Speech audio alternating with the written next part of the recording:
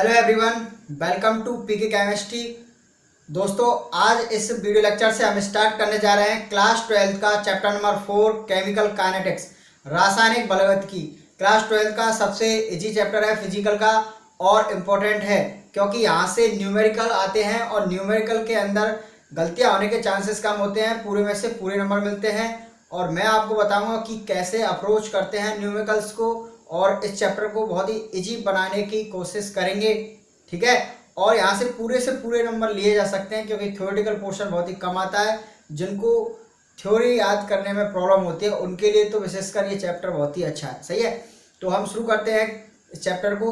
तो सबसे पहली बात तो ये है कि इस चैप्टर के अंदर हम पढ़ने के वाले क्या हैं। इस चैप्टर के अंदर हम क्या पढ़ते हैं, किसी भी केमिकल रिएक्शन की रेट ऑफ रिएक्शन की बात करते हैं। हम उस रेट ऑफ रिएक्शन को इफेक्ट करने वाले, उसको प्रभावित करने वाले कारक, उनको डिस्कस करेंगे। हम किसी रासायनिक अभिक्रिया की ऑर्डर यानी कोटि हम निकाल सकते हैं, ठीक है।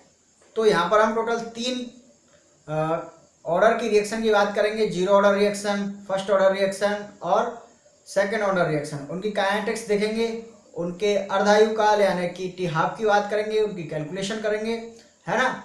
और हम देखेंगे कॉलिजन थ्योरी। तो काफ़ी सारे टॉपिक हैं इसके अंदर, वन बाय वन करके हम डिस्कस करेंगे, ठीक है। तो सबसे पहले हम सीखेंगे कि रेट ऑफ रिएक्शन को कैसे कैलकुलेट किया जाए और हम उसके साथ साथ एग्जाम्पल डिस्कस करते चलेंगे साथ ही साथ, सही है।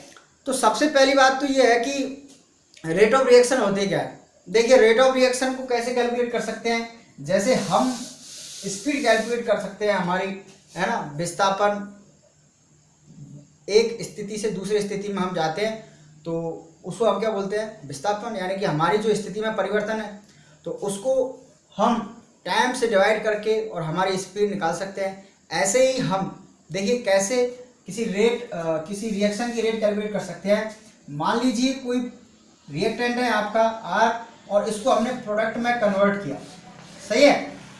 तो दोस्तों यहाँ पर क्या होगा, इस रिएक्टेंट की मान लीजिए कोई कंसंट्रेशन है शुरू में सी, टाइम टी बराबर 0 पर C1 मान लेते हैं।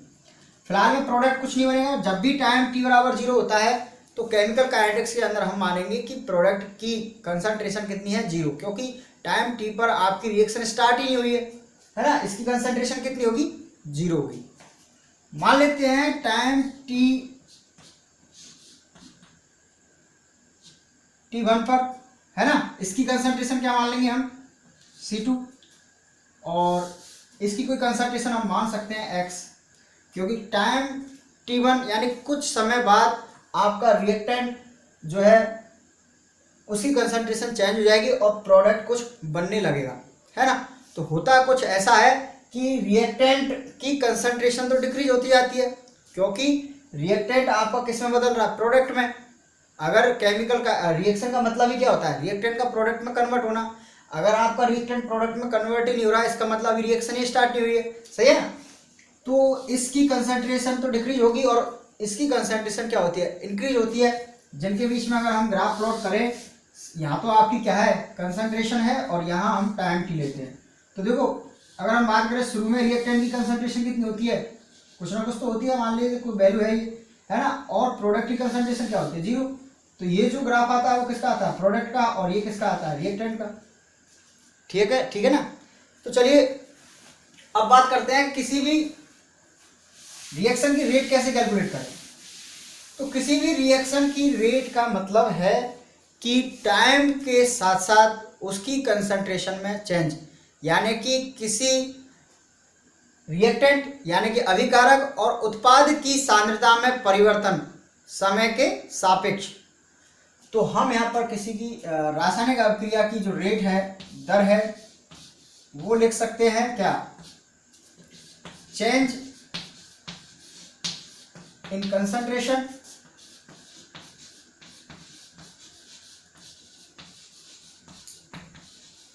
ऑफ प्रोडक्ट या रिएक्टेंट और प्रोडक्ट विद टाइम, ठीक है ना। यानी कि किसी रासायनिक अभिक्रिया की दर आपके क्रियाकारक और उत्पाद की सांद्रता में परिवर्तन बटे समय होती है। सही है, इसको हिंदी में लिख सकते हैं हम क्या, अभिकारक और उत्पाद की सांद्रता में परिवर्तन बटे समय। अब देखिए ये जो रेट है आपकी वो हम 2 टाइप की पढ़ेंगे यहाँ पर। मान लीजिए अगर आपका जो टाइम है T1 है ना, उस पर किसी रिएक्टेंट की कंसंट्रेशन हम क्या मान रहे हैं C1, और टाइम T2 पर इसकी कंसंट्रेशन कितनी है C2। मान लीजिए कोई रिएक्शन हो रही है, 5 मिनट पर उसकी कंसंट्रेशन C1 है और 20 मिनट बाद उसकी कंसंट्रेशन कितनी होगी C2। तो हम क्या कर सकते हैं, यहाँ पर रेट कैलकुलेट करेंगे। वो कौन सी रेट होगी आपकी, औसत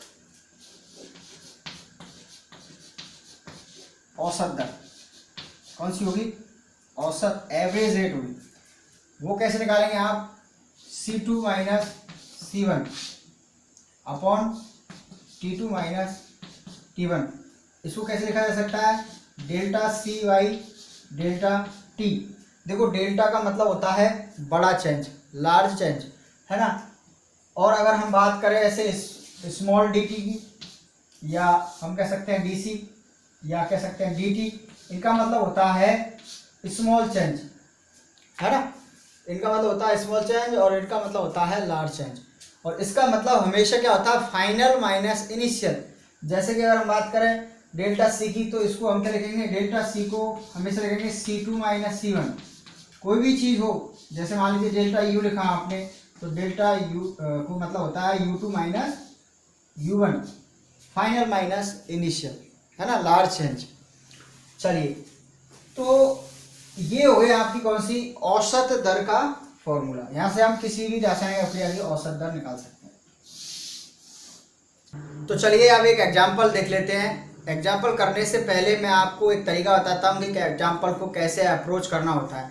देखिए दोस्तों, सबसे पहली बात तो यह है कि एग्जाम्पल जो भी क्वेश्चन है, न्यूमेरिकल है, उसको हमें एक बार तो अच्छे से बिल्कुल कंसंट्रेशन के साथ पढ़ना पड़ता है। ठीक है, जो चीज़ हमें गिवन है, जो डाटा हमें क्वेश्चन में दिया हुआ है, उसको लिखना है ना। ये उनके लिए बता रहा हूँ मैं जो जिनको न्यूमेरिकल करने में प्रॉब्लम आती है। आपको प्रैक्टिस शुरू में ऐसी करनी है, धीरे धीरे जैसे प्रैक्टिस करोगे फिर इन चीज़ों की नीड नहीं होगी।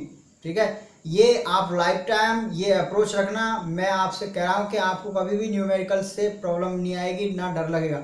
ये मैंने खुद से आजमाया हुआ फॉर्मूला है मेरा। मैं आपको बता रहा हूँ, पहले क्वेश्चन को अच्छे से रीड कीजिए। दूसरी बात, उसमें जो डाटा गिवन है उसको लिखिए, है ना। और देखो, इन्फॉर्मेशन या डाटा कह सकते हैं हम, वो 2 टाइप से होता है। एक तो डायरेक्टली होता है जिसको हम लिख सकते हैं, और कुछ लैंग्वेज वाले होता है ना। कुछ ऐसी लैंग्वेज होती है जो लैंग्वेज ही हमें इन्फॉर्मेशन देती है, उसको पकड़ना है। तो वो तो आप जैसे जैसे पढ़ते जाओगे वो चीज़ सीखोगे। उसके बाद में बात आती है कि क्वेश्चन हमसे पूछना क्या चाह रहा है ना, वो हमें लिखना है। और अब ये चेक करना है कि यार हमें जो दिया है और जो हमसे पूछ रहा है उसके बीच में कोई फॉर्मूला या कुछ ऐसा रिलेशन हमें पता है, वो लिखना है। और सबसे मेन इंपॉर्टेंट बात, यूनिट।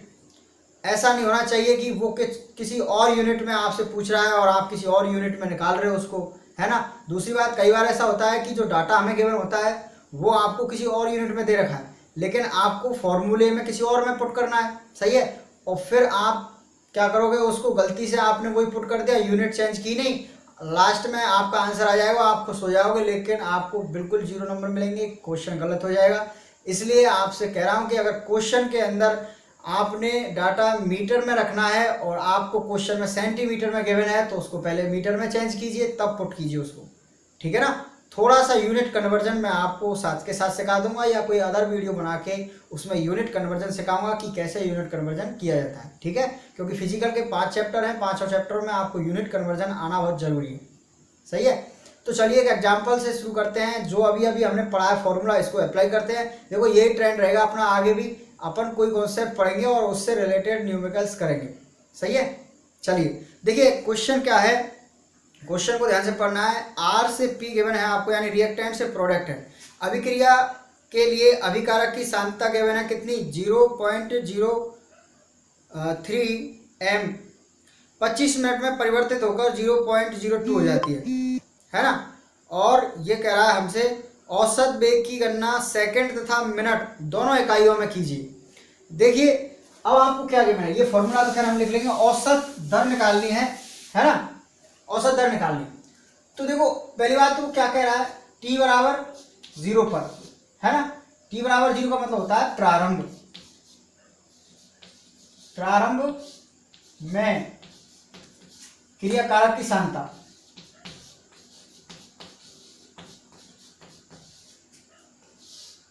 क्रिया कारक की सांद्रता कितनी गिवन है अपन को, 0.03। कैपिटल एम का मतलब क्या होता है, मोलरिटी। मोलरिटी कंसंट्रेशन टर्म में ही तो है, एक सांद्रता का ही पद है 0.03। इसको हम क्या लिख सकते हैं, C1, और ये क्या हो गया आपका T1 प्रारंभिक, T2 क्या दे रखा है उसने, 25 मिनट दे रखा है ना, 25 मिनट में, तो T2 क्या है आपकी 25 मिनट। ये ध्यान रखना, ये किसमें, मिनट में। वो कह रहा है कि 25 मिनट बाद आपकी सांद्रता कितनी हो जाती है, घटकर 0.02 m। तो वो पूछ रहा है आपसे औसत दर, है ना, औसत दर पूछ रहा है आपसे। तो आप ऐसे लिखोगे, औसत दर का फॉर्मूला क्या होता है आपका, delta C by delta T, यानी कि C2 minus C1 upon T2 minus T1। दोनों चीज हमें गिवन है। C2 की कितनी वैल्यू है, 0.02 m अपॉन वो कितना है 0.03 m, ठीक है ना। चलिए सॉरी, ये तो कंसंट्रेशन है ना, 0.02 m माइनस 0.03 m, ये भी मोलरिटी है आपकी और वो भी है, दोनों सेम यूनिट में कैंसिल यानी कि ऐड हो सकती हैं और सब्सट्रैक्ट हो सकती हैं। सेम यूनिट का ही आपका ऐड होता है, एडिशन होता है, और सेम का ही क्या होता है, सब्सट्रैक्शन। ऐसा नहीं होता कि कभी ये नॉर्मलिटी हो और ये मोलरिटी हो, दोनों सेम है, चाहे इनको लिखो या मतलब हो, ये बात पता होना चाहिए। नीचे T2 माइनस T1 करना है, T2 कितना है 25, ये मिनट है ना। देखो यहाँ पे यूनिट लिखने की जरूरत नहीं है, अगर आप शुरू में सीख रहे हो तो लिख सकते हो, क्योंकि मिनट में से ही मिनट घटेंगे, मिनट में से सेकंड नहीं घटाने हैं आपको, बस यही ध्यान रखना होता है न्यूमेरिकल के अंदर। ये मिनट है और ये भी मिनट है, तो बेसिकली बचेगा क्या आपका माइनस 0.01 अपॉन 25। ठीक है, यहाँ तक समझ में आ गया। अब देखिए ये जो नेगेटिव आ रहा है इसका मतलब क्या है, रेट तो कभी भी नेगेटिव नहीं होती, रेट क्या नहीं होती, कभी भी नेगेटिव नहीं होती। यहाँ पर जो नेगेटिव है वो कह रहा है आपका मतलब, उसका मतलब है कि जो आपकी कंसंट्रेशन है रिएक्टेंट की वो क्या हो रही है, डिक्रीज हो रही है। ठीक है, यानी कि आपका जो रिएक्टेंट है वो प्रोडक्ट में कन्वर्ट हो रहा है, यानी कि वो विलुप्त हो रहा है।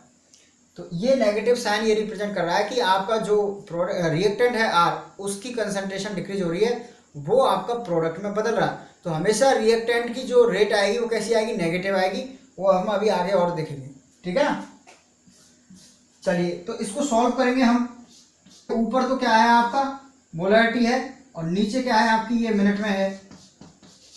ठीक है, तो इसको जब सॉल्व करेंगे आप तो क्या आएगा, 4 × 10⁻⁴ आपकी मोलरिटी पर मिनट।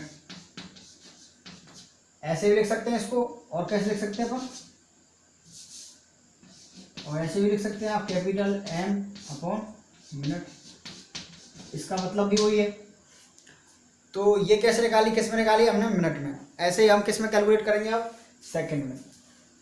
तो बस कुछ नहीं करना है, यही फॉर्मूला लग जाएगा सेम, बस हमें इस बार टाइम जो है वो किस में रखना है, सेकंड में रखना है। ठीक है ना, सेकंड में रखना है इस बार।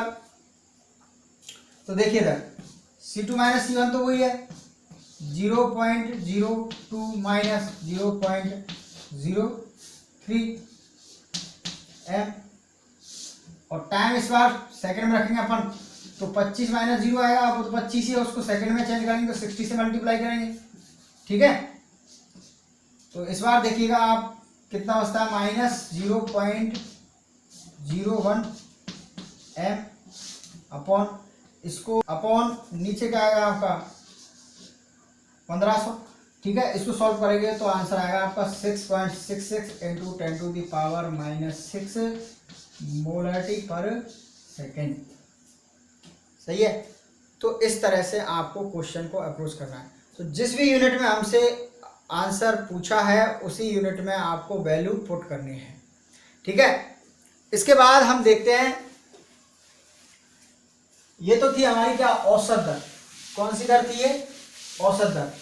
अगर हमसे पूछे किसी टाइम पर, एट ए टाइम टी पर किसी रासायनिक अभिक्रिया की दर कितनी होगी, तो उसको हम बोलते हैं क्या? तात्क्षणिक दर। क्या बोलेंगे उसको? तात्क्षणिक दर, यानी कि किसी फिक्स टाइम पर।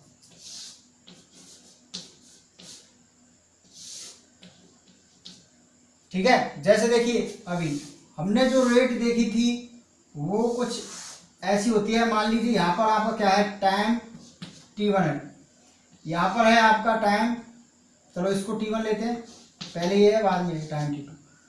इधर तो टाइम है और इधर क्या है? कंसंट्रेशन। तो देखो इधर